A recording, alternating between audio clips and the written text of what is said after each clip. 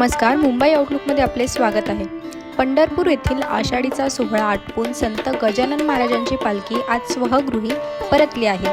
तब्बल 1200 किलोमीटरचा पायी प्रवास करत 2 महिन्यांच्या कालावधीनंतर आज गजानन महाराजांची पालखी शेगावात पोहोचली। या पालखीसोबत खामगाव येथून लाखो भाविक शेगावात दाखल झाले असून त्यामुळे शेगावात भाविकांची मंदिआळी पाहायला मिळाली। पालखी शेगावात पोहोचताच पालखीचे संस्थानकडून तसेच संत गजानन महाराज अभियांत्रिकी महाविद्यालयाने पालखीचे स्वागत केले।